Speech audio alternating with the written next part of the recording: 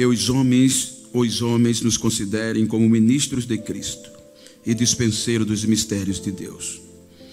Além disso, requer-se nos dispenseiros que cada um se ache fiel. Versículo 9: porque tenho para mim que Deus a nós, apóstolos, nos pôs por últimos, como condenados à morte, pois somos feitos espetáculo ao mundo, aos anjos e aos homens. Queridos, este texto é um texto de um parecer, de uma mensagem transmitida pelo apóstolo. Com este texto eu quero transmitir-lhes uma palavra para estimular, motivacioná-los e perseverantes em seguir. Pois o peso que está sobre os nossos ombros, principalmente nesta última hora, ele requer o máximo de nós. E para isso eu gostaria de falar-lhes sobre tempestades à vista. Digam comigo, tempestades à vista. Quando nós observamos o texto, a Bíblia nos leva a alguns contextos históricos que nos deparamos diante dos acontecimentos. Quando nós visualizamos o contexto de uma igreja poderosa, que era pautada pela ação do Espírito Santo, que era a igreja de Corinto, era uma igreja onde o Espírito Santo tinha liberdade, e ela foi fundada por uma das viagens do apóstolo São Paulo, e esta igreja tinha uma liberdade com o Espírito Santo, que a Bíblia diz que ele atuava todos os cultos de uma forma excepcional. Esta igreja era a única igreja que o Espírito Santo distribuía os dons de uma forma maravilhosa. E esta igreja ensina que por necessidade missionária ele ausenta-se, e outros grandes e fervorosos homens deram continuidade ao trabalho desta igreja. Infelizmente, um grupo de pessoas começou a criar dissensões no seio desta igreja, e assim disseminando mais divisões, e o caos estava quase que estabelecido. A Bíblia diz que uns preferia o estudo, o ensino de Paulo, outros que já não concordava preferia o fervor de Apolo, de Cefas, e outros que até dizia-se que era de Jesus. E um culto do grupo de Paulo, conforme eles denominavam, então os pentecostais não iam, porque os pentecostais estavam voltados para o fervor de Apolo, e isso entristeceu o Espírito Santo. E para piorar, estes grupos que quiseram desfazer, macular a imagem do apóstolo acerca da sua chamada. Então, quando Paulo a caminhada que ele teve ainda na tenra-idade, quando nós observamos, quero pedir a vossa permissão para contextualizar a Bíblia com a história, para trazer. Paulo tinha todos os pré-requisitos para se tornar um dos tais que arrastava o crescimento naquela região. A Bíblia nos mostra uma poderosa em 3 grandes pilares ou segmentos. A cidade de Tarso, ela se tornou conhecida antes de Saulo nascer pela evidência dos seus acadêmicos, dos seus filósofos, dos seus matemáticos, de homens que mudaram a história daquela região.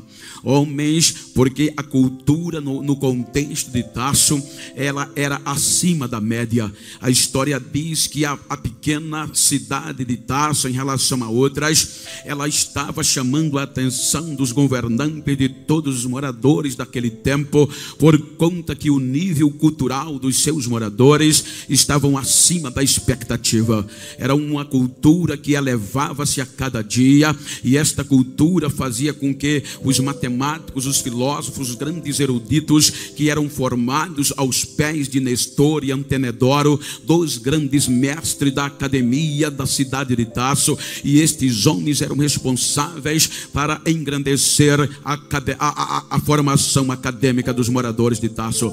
Esta cultura era tão elevada que a história diz que o grande general Marcos Antônio, general romano, foi atraído por esta cultura atraente, e sendo assim, ele fixou moradia na cidade de Tarso por conta do nível e do contexto geral dos moradores. Melhor dizendo, a Bíblia mostra e a história nos dá o caminho certo, que ele conseguiu um título que quase nenhuma cidade se evita para a cidade de Tarso, um título que a excluía de pagar todos os impostos a Roma. Era um título que queria dizer que uma cidade era livre de enviar os seus impostos a Roma, que era obrigação de todas elas. Agora a cidade de Tarso, um nível cultural tão grande, agora ela livre de mandar impostos para o contexto político é tão avassalador que o general e do poder é com próprios tribunais, e com isso a cidade crescia assustadoramente no contexto econômico e político e cultural. Foi neste contexto que a cidade começou a crescer, a economia começou a aumentar e ser fonte de rentabilidade alguns segmentos no contexto do mercado. A Bíblia e a história nos leva a ver que a cidade começou a crescer no contexto econômico por dois segmentos. Primeiro, o segmento da madeira, e segundo, o segmento do tecido. Havia um tecido na época conhecido como Silicium, que era um dos melhores tecidos para a construção de tendas, que atraíam pessoas de toda aquela região circunvizinha para migrar para Tarso, porque já era futuro garantido. Qualquer família que quisesse um futuro promissor para os seus descendentes, elas partiam para fixar moradia na cidade de Tarso, porque lá já havia empregabilidade e os contextos já davam rentabilidade, e cada família, na sua maioria, fazia questão de migrar para Tarso. Foi arrastada por este crescimento tão feroz e tão avassalador, que a Bíblia diz que a família de Saulo, antes do seu nascimento, ela migra para fixar moradia no bairro judeu, na cidade de Tarso. É neste crescimento, é no meio deste crescimento secular e promissor, que nasce o menino Saulo, lá na cidade de Tarso. Agora, o contexto nos mostra que Saulo começa a desenvolver a sua infância, e os grandes líderes rabínicos judaicos, eles sempre batiam em alguma tecla favorável para a família. Eles ensinavam nos cultos nas sinagogas que o pai tinha a obrigação de ensinar uma profissão ao menino ainda na tenra idade, e quando o menino crescer, não se desviar do caminho da lei. Então era obrigação paternal colocar em abativa, porque eles defendiam que quem não trabalha, a probabilidade de se tornar um malfeitor, ela cresce assustadoramente. Então o menino começa a desenvolver o contexto da lei de Deus e o contexto profissional. Ele aprende uma profissão que era o ápice no contexto que era construtor de tendas, dava sustentabilidade em aonde se chegasse. Então, quando ele completa 12 anos de idade, criança ou adolescente, tinha o direito de participar das solenidades e ter o direito de aprender a lei de Moisés. Então agora, um grande fariseu, como um defensor do fariseísmo, bem fanático de carteirinha, ele quis formar o menino um mestre, um grande mestre da lei de Moisés, e para isso ele não mediu esforços. Ele queria que Saulo a conseguisse. Diz a história que o pai envia Saulo para estudar a lei de Moisés em Jerusalém, aos pés do melhor e maior mestre da lei de Moisés, que era Gamaliel. Quando Jesus já estava no anonimato, agora em Jerusalém, com 14 anos de idade, Saulo começa a estudar a lei de Moisés, e ele era aplicado, porque a Bíblia nos mostra isso. Quando ele entra em Jerusalém com 14 anos, a história, Paul Gard nos diz que Jesus estava em Jerusalém, e Jesus está com 24 em Nazaré, 5 anos de idade de faculdade. Jesus completa 29 de idade. A grade curricular da academia da lei de Moisés exigia na época, se uma pessoa quisesse se tornar um grande líder, especialista na lei de Moisés e combatedor das seitas que porventura viesse, tinha que no mínimo estudar 10 anos ininterrupto. Agora, quando Saulo completa 5 anos de faculdade, aí Jesus completa 29. A Bíblia diz que quando Jesus completa 29 anos, ele começa a impactar o contexto da época. Ele arrebenta ele. Agora Jesus entra pregando a mensagem da reconciliação. Jesus vem dizendo que ele veio para e a tenha com abundância. Jesus veio trazendo a esperança para o perdido.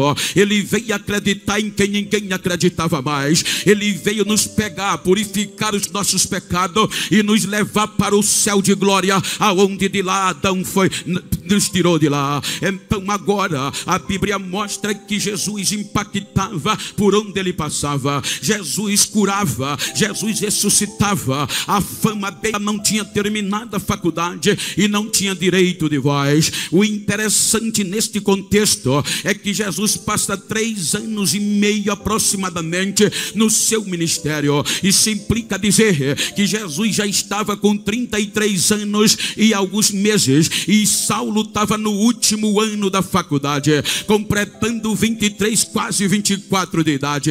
Ele já estava no contexto atual, trabalhando na conclusão de curso, para se tornar uma celebridade. E a Bíblia diz que o menino era bom de estudo, a nota era máxima, ele sobressaía sobre todos. Isso causou tumulto de uma forma excepcional. O interessante é que Jesus faz algo que muda a história da humanidade. Antes dele ir à cruz, ele disse para os discípulos: por um pouco de tempo eu vou estar com vocês, vocês vão me procurar e não vão me achar, e para onde eu vou, vocês não podem ir agora. Então aquela mensagem, depois que ele ressuscitou, aguçou o sentimento da igreja. Jesus volta ao céu e os anjos ratificam o que Jesus havia pregado. Os anjos olham para os discípulos, a representatividade legal da igreja de Jesus, e disse a eles: porque vocês estão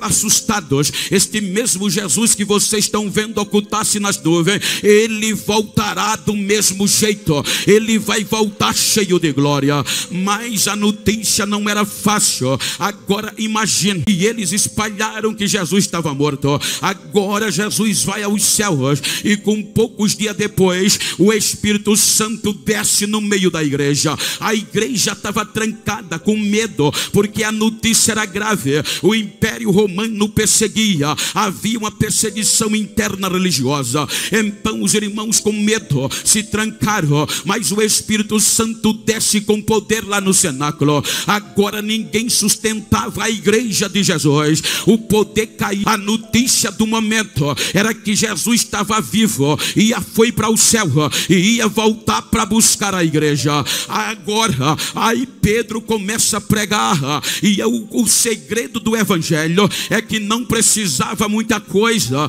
Eles não se preocupavam em palavras difíceis e nem de pregar coisa que o povo não entendia. A mensagem era simples: Jesus salva, Jesus cura, Jesus liberta e leva para o céu. A mensagem que Pedro pregou no primeiro sermão, quase 3.000 pessoas, entre eles líderes religiosos, aceitaram Jesus como Salvador. Na segunda mensagem foi mais simples ainda. Ele vai para a oração às 3 horas da tarde. Quando ele chega na oração, na porta da igreja estava um coxo lá dentro, que era coxo desde nascença. Aí Pedro olha para ele, olha que mensagem simples. O homem que estava na mendicância olha para Pedro e João e conclama: dai-nos uma esmola. Eles olham para ele e diz: Pedro, cheio de Deus, eu não tenho prata nem ouro, mas o que eu tenho, isto eu te dou. Em nome de Jesus de Nazaré, levanta e anda. anda. O coxo pula na hora depois que Pedro pega na mão dele,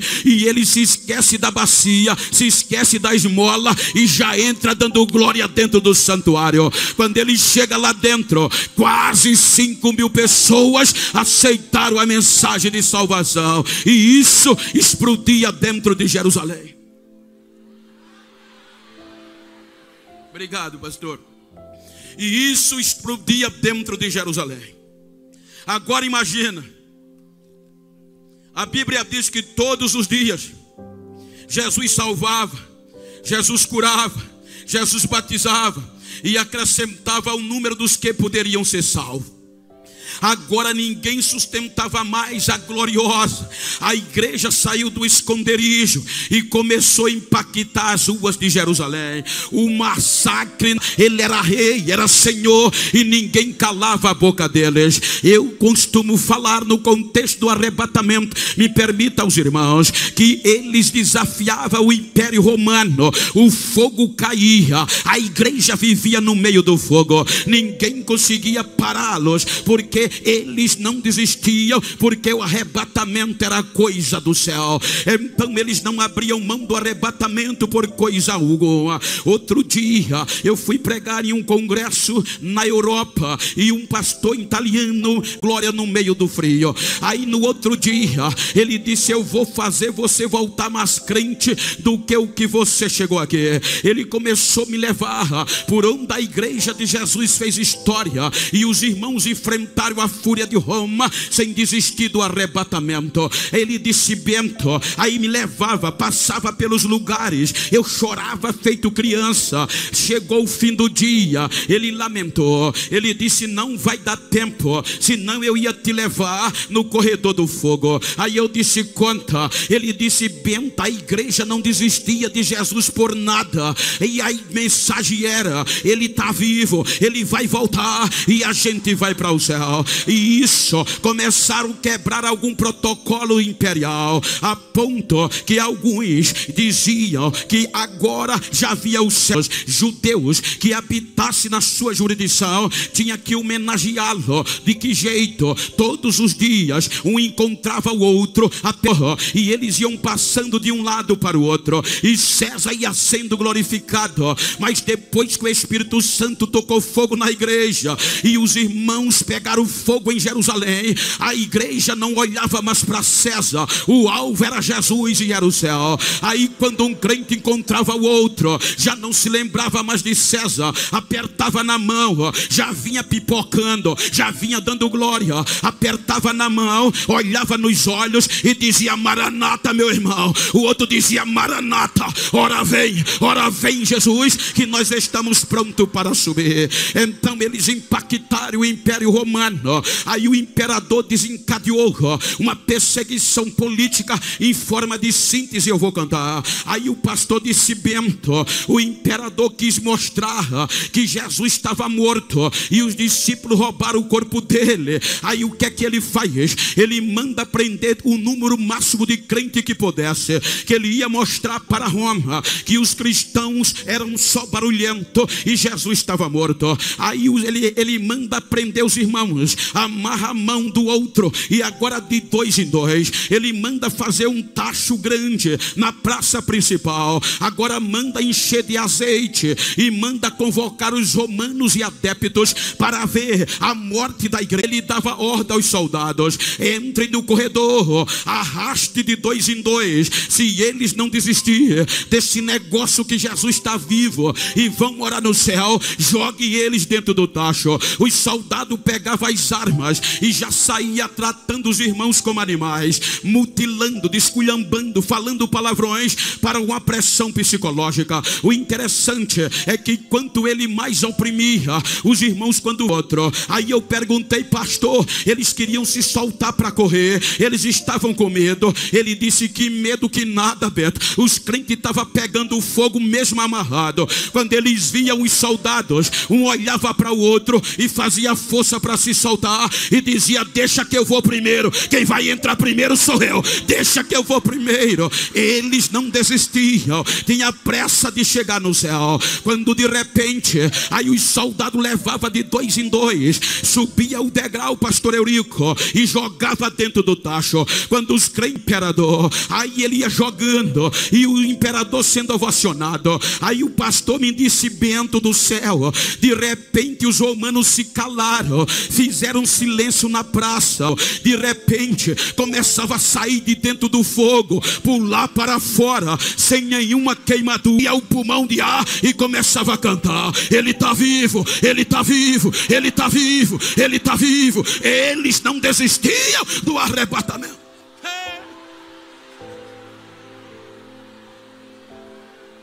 A igreja pegou fogo.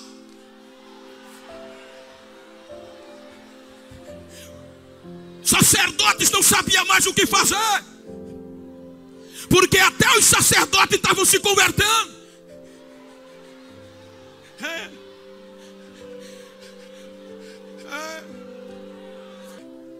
Para frear aquela igreja, há uma busca, uma seleção. Eu quero conjecturar quem melhor especialista em saber os defeitos das seitas, porque aqui a igreja era tratada como a seita do Nazareno.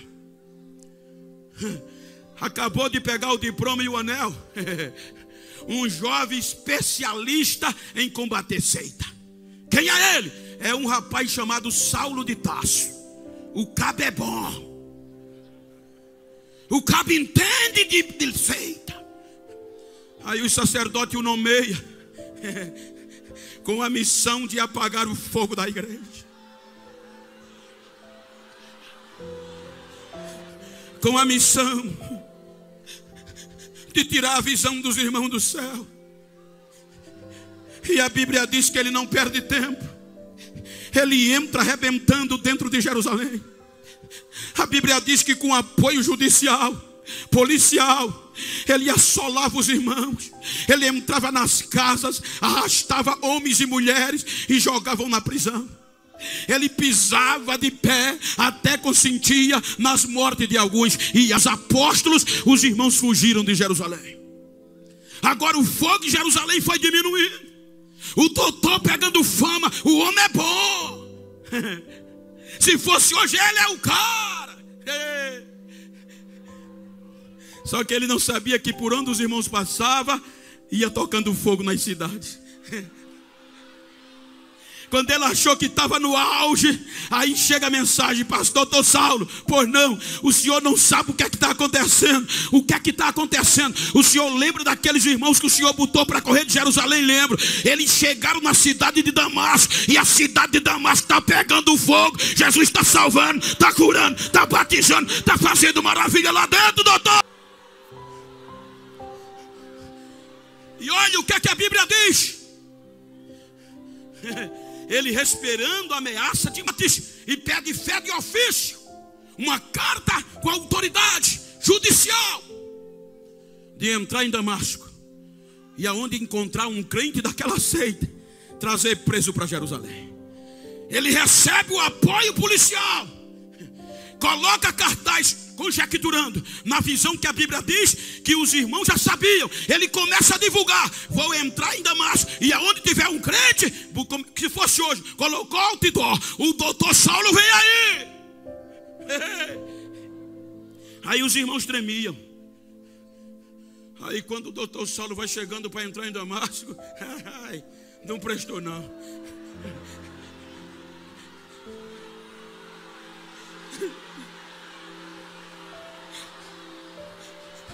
O céu se abriu e uma voz bradou de lá: Saulo, Saulo, a cara na poeira.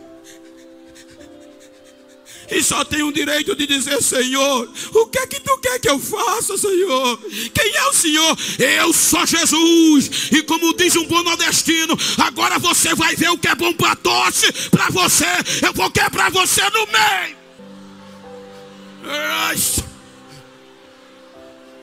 O doutor que foi prender os crentes já chega em Damasco, crente, orando e jejuando. É mole? É mole, pastor? Aí Jesus, para mostrar que um crente na terra é poderoso, ele cegou o doutor, irmã Judite, sem precisar ajuda de ninguém. Aí vai lá na casa de Ananias e dá uma visão a ele: levanta-te e vai na rua chamada direita, procura a casa de um curtidor, e lá você vai encontrar um homem chamado Saulo de Tarso. Ele está orando, e eu quero que você vá orar por ele, para ele restaurar a visão. Aí Ananias tem medo, diz: Senhor, eu estou sabendo que esse homem vem com autoridade para nos levar preso. Esse homem é cruel. Jesus disse: ele era, já quebrei ele no meio. Agora ele é para mim um vaso escolhido para levar peito, irmão querido. Só para dar sentido o que eu quero dizer, a confrontação do doutor com o crente. Tem muitos lugares por aí que a gente chega, faz medo da paz do Senhor, porque você não sabe que é doutor. Se você disser pai do Senhor, irmão, é bronca. Me respeite, rapaz, eu sou PhD, eu sou doutor. Agora o crente Ananias, tremendo, agora encorajado, entra e descobre a casa do curtidor. Quando ele entra, o doutor estava com a cara no chão. Aí ele: eu quero acreditar que ele já entra. Pai do Senhor, irmão Saulo, o Jesus que apareceu no caminho me enviou aqui para orar por você e você restaurar a visão.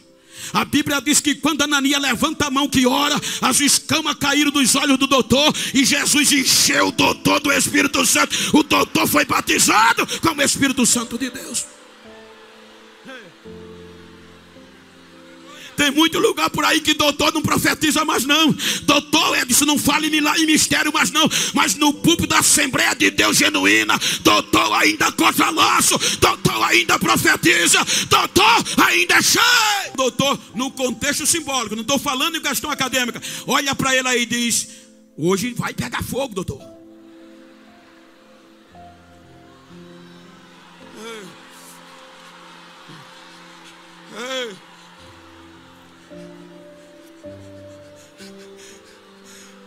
Ele agora levanta e começa a impactar Damasco. O que é que o evangelho não faz? A Bíblia diz que ele entra em Damasco arrebentando, pregando, testemunhando que Jesus era o Cristo, e começou a incomodar. Aí o governador de Damasco, ludibriado pelos judeus, olha o que é que o evangelho faz.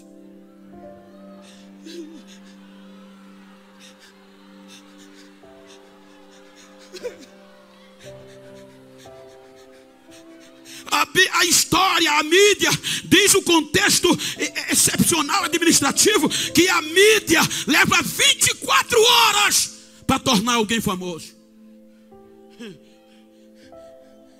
Agora o doutor, ele pula pelo outro lado do muro, e para onde ele vai? Volta para Jerusalém? Não, ele vai para a Arábia, para o deserto. Lucas em Atos não diz, mas se você é plepos, e eu não fui pedir ajuda em Jerusalém, fui para Damasco, para a Arábia. Arábia é sinônimo de deserto. E não tem lugar. Tem um grupinho por aí querendo ser. Quantas vezes, com todo respeito e até admiro e aprovo, eu volto com meu bolso cheio de cartão e a minha bolsa com um monte de DVD. Só que não é para eu ouvir. Leve, pastor, entrega o pastor da sua cidade, entrega. O senhor é conhecido no Brasil e no mundo, me faça ser famoso, me faça ser como o senhor. Eu digo: rapaz, parabéns pela iniciativa, mas se você quer ser famoso, bateu na porta errada. Vai procurar a Globo, vai procurar a Record. Esse negócio aqui não é para quem gosta de fama não. Esse negócio daqui é para quem gosta de descer, é para quem gosta do poder, é para quem gosta de descer.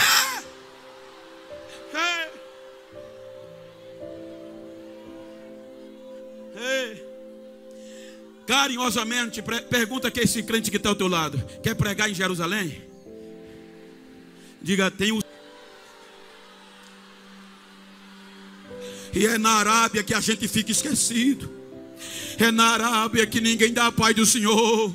É lá na Arábia que diz: aquilo não tem chamada. É lá na Arábia que diz: isso aí era uma peixada. Mas é na Arábia que a sarça pega fogo e não se queima. É no deserto que a gente aprende a viver debaixo do poder de Deus.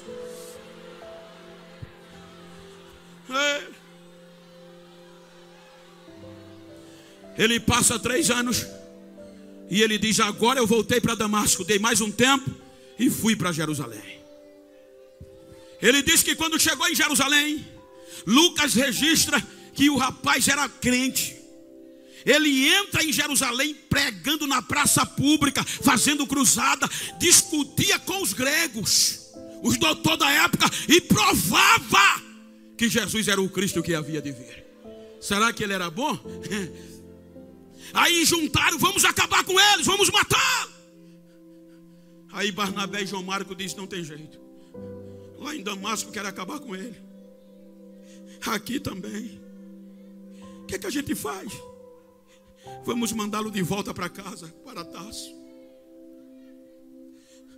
Reúne ele escondido à noite. Eles levam Paulo para Cesareia.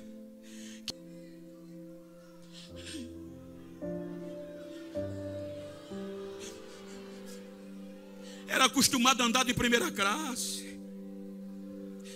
Era o famoso Saulo. As embarcações, ela tinha algumas galés, que em cima estava a elite, o comandante. No segunda galé, o camarote. Terceira galé, as bagagens. E por último, abaixo do nível da água, era o porão. Agora o doutor que chega em primeira classe, acostumado a andar, agora por amor ao evangelho, ele chega escondido furtivamente. Não tem primeira classe mais não, doutor. O que é que tem? O porão. Tem que descer, senão morre. É por isso que ele escreve isso aqui. Quando ele diz que aqui no original é rupuretes, que quer dizer servos, remadores. Quando coloca-o lá embaixo,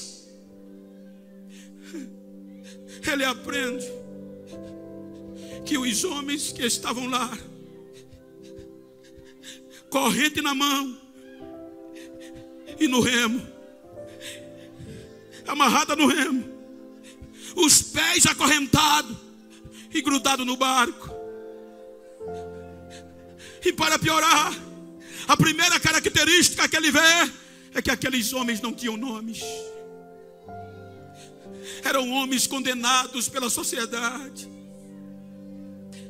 Eram homens que não valiam mais nada para a sociedade,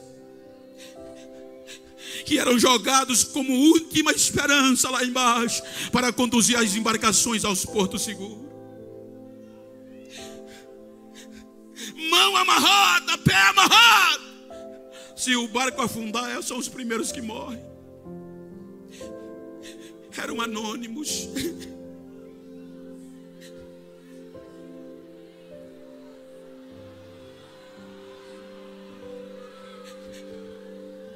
Será que tem alguma coisa a ver com a igreja do arrebatamento no século 21?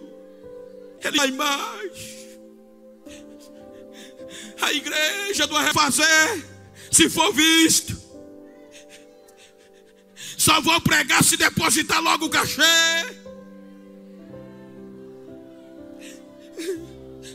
E se esquecem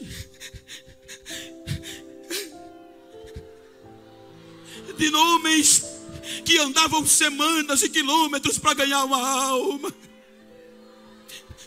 Homens que arrumavam a bolsa sem comida e dizia para a família quando tinha, senão no chão. Eu ouvi de um amigo que ele dizia, Bento, um grande missionário, fazendo um grande trabalho, se ensoberbeceu e queria ser visto. E como começou, ninguém dava valor muito, o povo não ligava muito. Aí ele entristeceu e quis desanimar. Ele quis voltar. Aí ele foi orar: Senhor, eu faço tanto e ninguém reconhece, o meu nome está sumindo. Aí Jesus disse a ele: filho, qual é o nome que cura? Ele chorando disse: é o teu. Filho, me diga qual é o nome que salva. É o teu. E prega o meu, que é o meu que faz a diferença.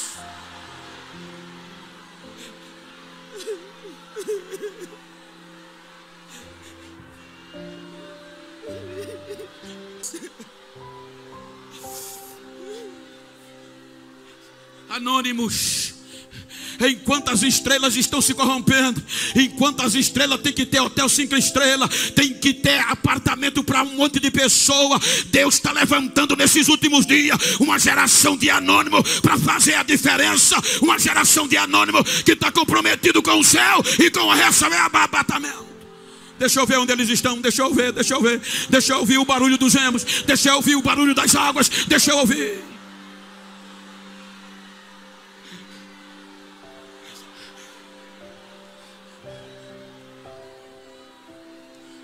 Que eu contei em algumas igrejas do Pernambuco. Só que eu fui pregar na cidade casualmente.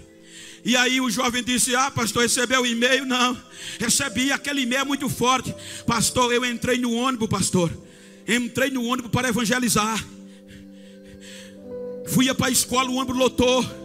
Peguei e distribuí literatura. De repente o Espírito Santo me pegou e ele disse que ficou de pé e começou a gritar: Jesus está voltando, Jesus está voltando. Aí houve confusão. Um policial com uma menino de 5 anos no colo levantou, foi aonde ele estava e disse: se você gritar isso aqui de novo, eu vou matar você a murro. O menino começou a tremer, um adolescente sentou. Ele disse: pastor, não deu 10 a 15 minutos, agora Deus me pegou sacudindo mesmo.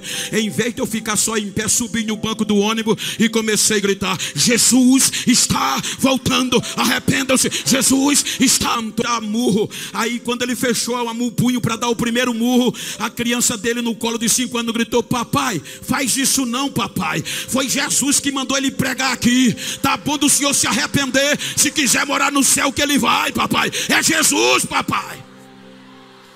Aí o soldado caiu com a cara no chão gritando: eu quero ser crente, eu quero ser crente da tua igreja, eu quero morar no céu que tu vai. O teu Jesus é verdadeiro, o teu Jesus é milagroso. O menino começou a tremer e disse: moço, o que é que o meu Jesus fez? Ele disse: o meu filho era mudo e surdo de nascença, mas hoje ele falou: Jesus está voltando.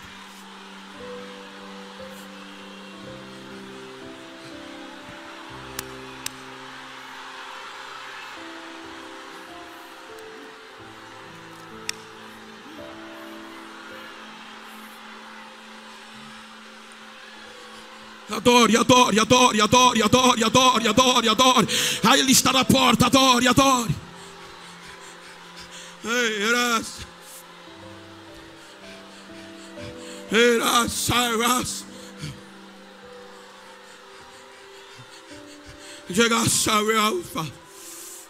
Anônimos.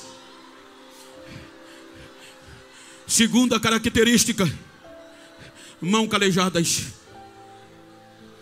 Saulo aprende e vê que a mão daqueles homens, além de estar acorrentada, era cheia de calos.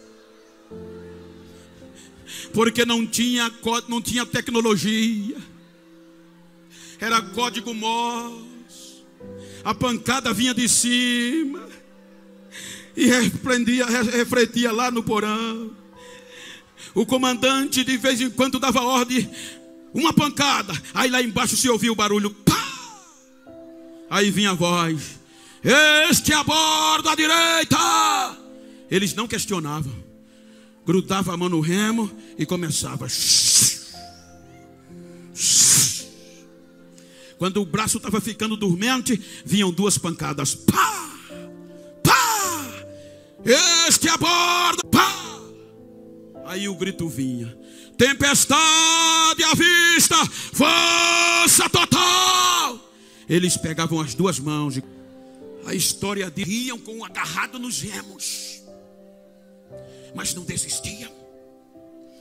Cortavam a corrente, jogavam eles no mar e colocavam outro no lugar. Diga para quem está, diga comigo, fale comigo com a força do seu pulmão. Diga: pastor Ailton. Mais forte: pastor Ailton. Pode mandar a pancada, que nós faz assim.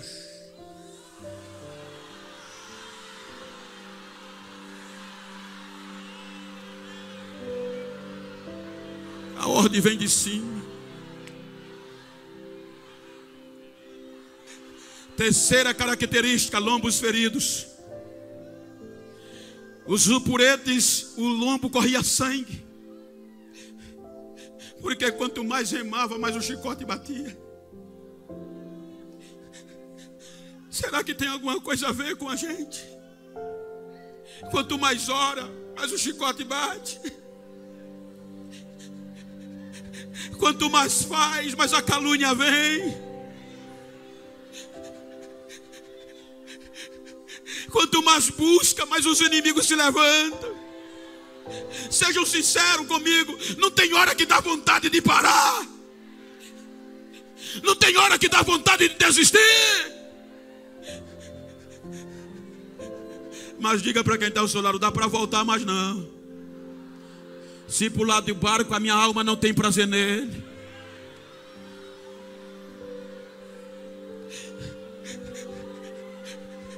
Tem tempestade à vista. Tem tempestade à vista. Tem tempestade à vista. Não dá para parar mais não.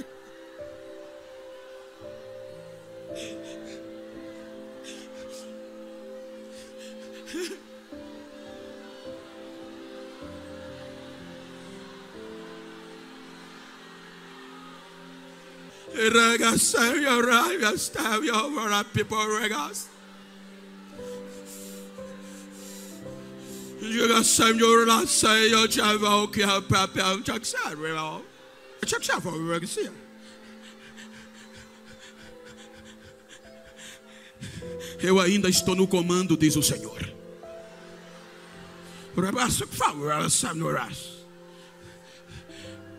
Não temas que eu estou no controle. E esta noite eu estou levantando quem estava caído e estou renovando quem estava desanimado. A minha glória está invadindo este lugar de uma forma sobrenatural. E vidas estão sendo levantadas pelo meu poder. E a presença maciça do meu Espírito está no meio de vós. Recebam a glória.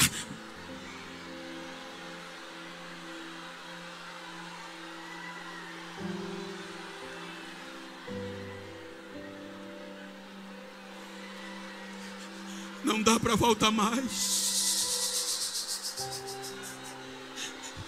Não dá para voltar mais. O porto seguro está bem pertinho. Falta poucas remadas. E ele não deixa nenhum rupuretes para trás. É o único comandante que não esquece daqueles que foram jogados no mar. Eu estava pregando numa convenção. Me ajuda aí, tecladista, por favor. E um amigo meu contou, disse: Bento, um certo pastor recebeu um convite para ir pregar 600 quilômetros da cidade dele. E quando chegou o dia dele ir pregar, ele pegou 3 pares de terno para o final de semana. E Deus disse a ele: você esqueceu do mais bonito, coloque na mala. Ele colocou. Ele disse que quando começou, que pegou os 2 pares de sapatos, Deus disse: esqueceu do terceiro, pegue o terceiro e coloque na mala, o mais bonito. Ele colocou. Pastor Eurico, ele pôs no carro novo, chegou perto de um posto de combustível, diminuiu a velocidade e viu um homem sentado no meio-fio, no asfalto. Quando ele emparelha com ele, aí Deus disse: dê uma carona a ele, leve ele para onde você vai. Ele parou, quando olhou para o homem não teve coragem. Por quê? O homem estava podre, fedendo, barbudo, cabeludo. Aí Deus disse: leve. Ele colocou no banco de trás. Disse que o homem calado, cabisbaixo, entrou e não disse uma voz. Aí ele disse que quando começa a andar, coloca o CD no CD play e começa a cantar aquele hino. Eu era pobre e perdido, sem Deus e sem Jesus, quando Ele estender as suas mãos para mim. Aí ele disse que as lágrimas caíam do olho do homem no banco de trás, mas não abria a boca. Ele disse que quando chegou na cidade, no primeiro posto, olhou para trás e disse: moça, aqui dá para o senhor? O homem baixou a cabeça. Ele disse que Deus falou no coração: leve ele para o hotel que você vai. Ele chegou no hotel. Foi fazer o check-in, mandou fazer a barba do homem, o cabelo, e levou para o apartamento. 6:30 da noite, o pregador toma banho, troca de roupa. 7 horas, ele olha para o homem sentado no sofá e diz: aquele melhor terno que eu mandei você trazer não é para você. Aquele melhor sapato não é para você. Vista ele, calce ele e leve ele para a igreja que você vai. Ele fez, o homem calado. Ele disse que quando chegou no estacionamento da igreja que parou, que o homem viu a igreja, aí o homem disparou em línguas estranhas. O homem começava a tremer, dando glória em línguas estranhas. Ele arrasta o homem do carro, pega na mão, vai para a igreja. Quando os dois chegam na porta, o homem ainda falando em língua, o pastor parou, falava no microfone e começou a olhar e dizer: Deus é fiel, Deus é fiel, Deus é fiel, Deus é fiel, Deus é fiel. As irmãs entraram no mistério. A mocidade correu para a porta, abraçava o homem, beijava o homem, largaram o pregador de lado. Aí ele correu para o púlpito: pastor, o que é que está acontecendo, pastor? O pastor pegou a mão: terminar hoje, o que é que está acontecendo? O que tinha de ser feito já foi feito. O que é que aconteceu? Aquele homem que chegou com você, ele quem construiu essa igreja. Ele ganhou os primeiros crentes, formou a primeira orquestra. Chegou uma nova geração, quis tomar o lugar dele, o ministério dele, levantaram uma calúnia, expulsaram ele da cidade, tomaram a igreja dele. E a gente pensava que ele já tinha morrido, mas Deus é fiel e trouxe ele de volta. Deus é fiel.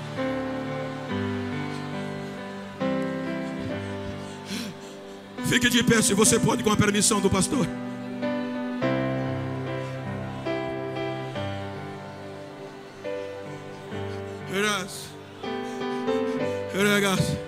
Pastor, o senhor me permite fechar com a ilustração? Pastor, me ajuda aqui, com todo respeito. Pastor, me ajuda aqui. Pastor, vem aqui. Eu não teria. Se você está perto de uma pessoa do mesmo sexo que o seu, vira para ela como eu estou aqui com o pastor, assim, ó, frente a frente, e diga para ele: eu não sei como você chegou aqui. Uma coisa eu sei: o arrebatamento é já já. Eu não sei se você está esquecido. Eu não sei se as mãos já não aguentam mais e os lombos estão correndo sangue. Para mim não importa, mas Deus manda te dizer uma mensagem. Diga para ele: é essa.